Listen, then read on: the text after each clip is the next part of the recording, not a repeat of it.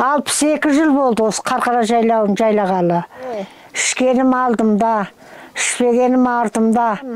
Жылқымыз бар, 50-дей. 40-тай сиырымыз бар. 400-дей қойымыз бар. 100 ешкіміз бар. Киім алып кидеп, немерелерге бөліп берем ғой пенсияны. Армағайын, таныс болыңыздар, менің рухани сіңлім Айшолпан. Айшолпан екеуміз бүгін сапарға шығып бара жатырмыз.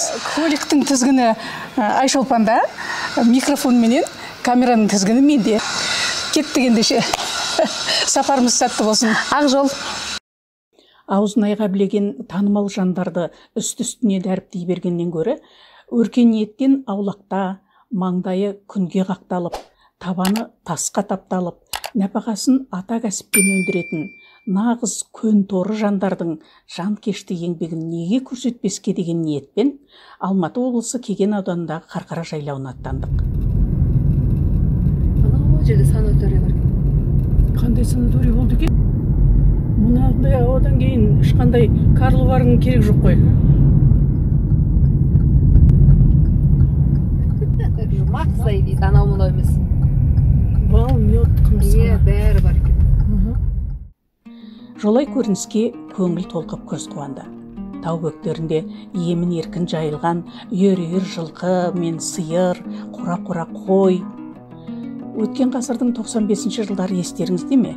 Дархан дала төсінде жыбырлаған жәндік қана болмаса, қабырлаған мал кездестіру мүмкін емес еді. Қаңырап бос қалған кеңістіктегі отқа жағу үшін кесіп кеткен электр бағаналарының тұқылын көріп, қабырғамыз қайысқан кездер естен кетер ме? Тәуба, ол күндерде артта қалды. Ерінбей еңбектене білген жерде, ер білекті жігіт түгіл, нәзік жанды әйел баласының өзі қандай қиындықты да еңсеруге болатынына дәп осы жолы куәгер боласыздар.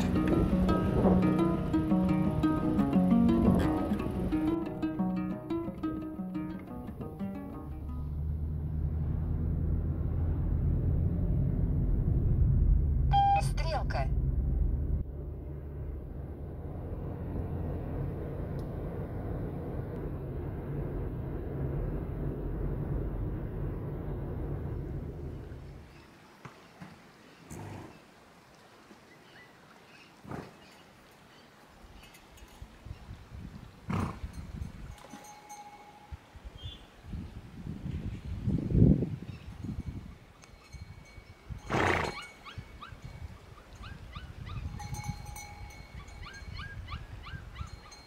Жайлаудағы қазақ тіршілігіне көз жүгірту мақсатымен Қайшан Бажақова есімді Қайсар апамыздың отауына ат басын тіредік.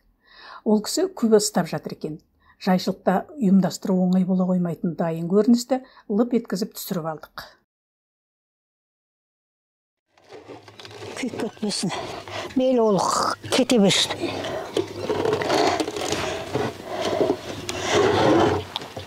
Бүйтіп, ана от сөнгенше, ол күні сол нересіста тұрады. Ішінде май еріп. Иә, майы еріп, ішіндегі майы ериді. Сүрінген жағы ағашқа сіңеді майдың несіменен, қасиетіменен. Сүрінген барып, 5 минут. Қымыз тәтті болады де. Иә, содан ішкен қымыз, балғымыз болады.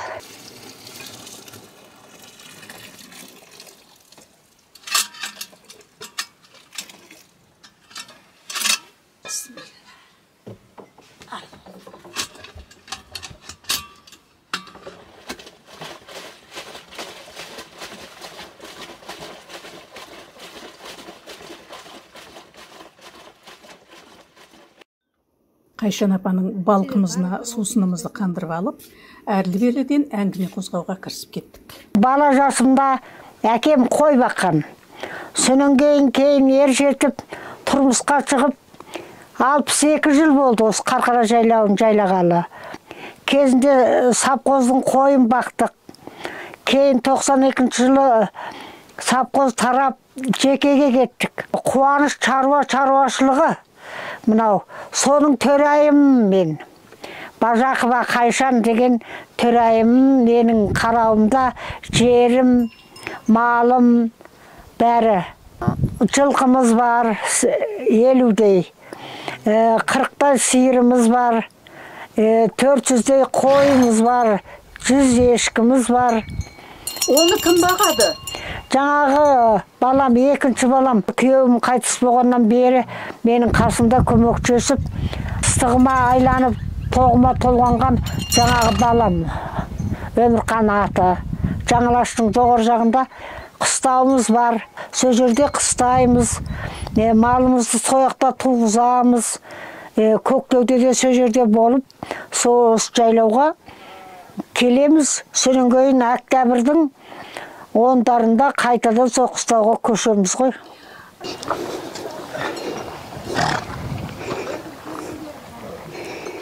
Мына тоңазытқыштың ішінде не бар деп ойлайсыздар? Қазір көреміз не бар екен. Міне, ет сүрленіп жатыр. Жайлаудың тоңазытқышысы осындай болады екен.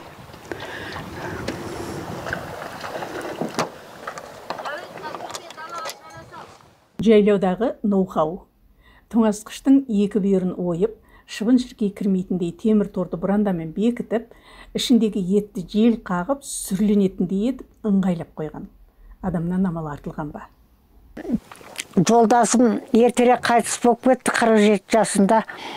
Ол кісі қайтыс болғалы 35 жыл болды. Сонда да балаларымды жетім қылып өсірмей, осы шаруаны ілгерілетіп, біреуіне ақылшы болып, біреуіне не болып, осы шаруаны ілгерілетіп отырған жайым бар. Жасым болса 78-ге келді. Құдай-ай тауба. 12 бала құрсақ көтеріп ем, бәрін үйлендіріп, 7 келінім бар, 2 қызым бар, 2 немере келінім бар. 31 немерем, 22 шөберем бар. Ал мынау жайлаудағы жазғы кухня.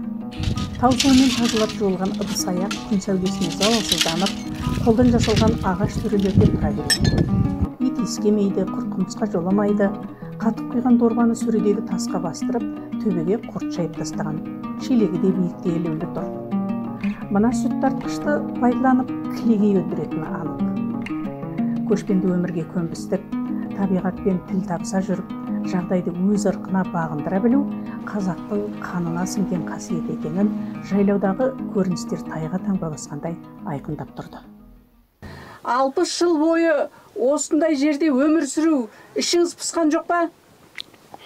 Қаяқтан ішім пысасы, балалар деген жас болды.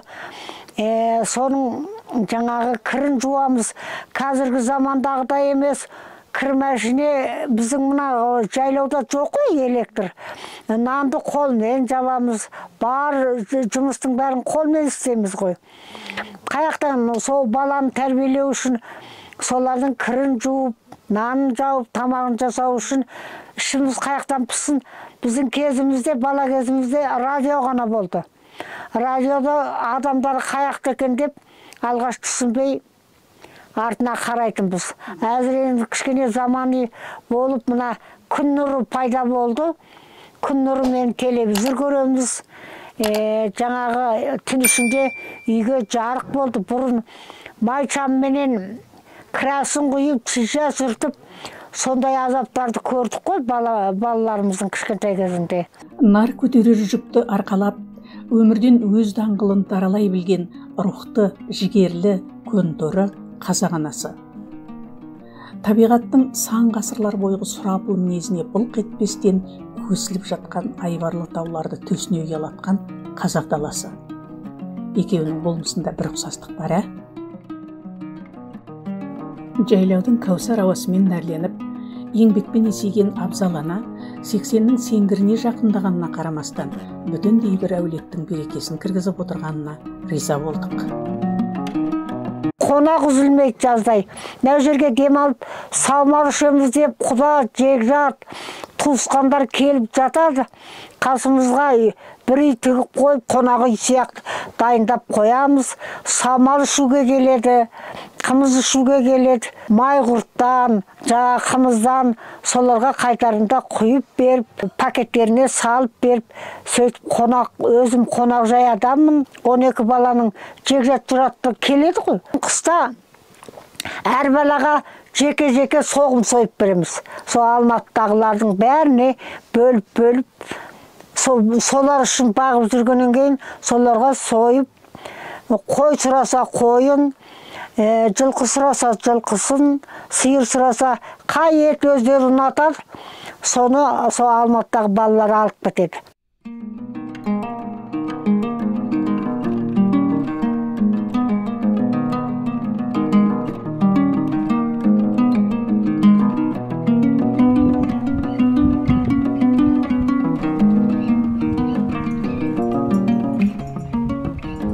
Ал мынау Қайшан апаның жаз бойы өздеріне және қонақтарына сойып берген қойдың терілері. Осыдан кейін қазақта көк бөрінің ұрпағы демей көріңіз. Әзір маған көмектесіп жүрген мына кіші қызым, үлкен қызым Қарағандыда тұрады, келіп кеткелі 2 күн болды. Балаларыңызды оқыттыңыз ба? Бар балам оқыды. Бәрінің жоғарғы білімі бар ма? Бар. Bir bala mına Moynak'ta injiner, Moynak kesinde. Bir balam ana temir jolda taможник болып істейді. Bir balam koyun бағады. Ал енді bir balamız біздің ар-бері тасып, баратын жерімізге барып, 2 газель машинеміз бар. Жаңағы тағы жеңіл машинеміз бар, қыдыратын жерімізге қыдыртады, апаратын жерге апарады. Алматыға барсам жатамайым. 1 күн жүрем, 2 күн жүрем. Мына балалар жүр, жат, өсі Алматыда өмір сүр дейді. Оған мен шыдамайым. Мына таза ауа жастайымнан, бала жасымнан өскен. Осы жайлауға келгенде, осы көкірегім чайдай ашылып, жүрегіме де операция жасалған, аяғыма да операция жасалған, 7 рет наркоз алдым. Соның өзіне бәріне де шыдап, осы мына таза Қарқараның, атақты Қарқараның таза ауасында, осы таудың мына шүйгін шөбі ауасына мен денсаулығым соны көтереді. Алматыға алып кетеміз деп келеді ғой, бірақтан мен бармайым. Өзім ұнататын тамағымды өзім жасап ішем. Мына жайлауда бізге кім нан әкеп береді? Көмбеге нан жауып, қолдан илеп, кеспе жасап, сондайдың бәрін өзім істеймін. Соны істесем, мен денсаулығыма пайда. Отырсам, ауырып қалам. Ар-бер жүрсем, маған рақат. Қан айланымда жақсы болады. Шетелге шығып көргем жоқ. Қазақстанның осы балалардың арқасында талай жерден келін алып, қыз ұзатып, сонау Қызылорда, Семей, Қарағанды, Астана, соның бәрін араладым. Ал енді мына Қырғыз Республикасында Ақсу деген курорт бар. Соған 12 жыл бардым. Артыңнан ұрпақ өсіріп, келін алып, қыз ұзатып, күйеу бала, балалардың жақсылығын көріп, ана бақыты сол ғой. Сол балалар алдыңда жорғалап, тірі жүрсе, сол бізге бақыт. Өмірге әкелгеннен кейін ана бақыты сол. Өзім 38 жасымда, күйеуім 47 жасымда қайтыс болып кетті да, әйел бақытын жақсы көремадым енді, ол шындекілі керек. Өсігінде бақыттымын. Өсігінде ішкенім алдымда, ішпегенім артымда. Әйтеу өкіметтің берген азын-аулақ пенсиясы бар. Оны өзім қалтама басып алмай, анаусына керек па? Мә. Мынаусына керек па? Мә. Мен о денеге әкетпеймін ғой, осыларға бөліп беріп, кәмпит алып же. Бәлен киім алып деп немерелерге бөліп берем ғой пенсияны. Ал өзіңізге кім киім алып береді? Өзіңізге кім кәмпит алып береді? Енді содан артылғаннан аламын ғой киім. Кәмпит. Жаңағы мына маса. Пенсияңыз көп болып тұр ғой сіздің? Көп емес қой, 100 ақ мың аламын. сол 100 мыңның өзін немерелеріңізге бөліп берсеңіз, өзіңізге несі қалады? Қалады ғой. Мал сатып, малдың ақшасына продукт әкелеміз ғой осы үйге. Сосын Иә, соны ішіп жейміз ғой. тамағымнан өткені өзімдікі, өтпегені ұрпағымдікі дейтін қайран қазақ аналар-ай.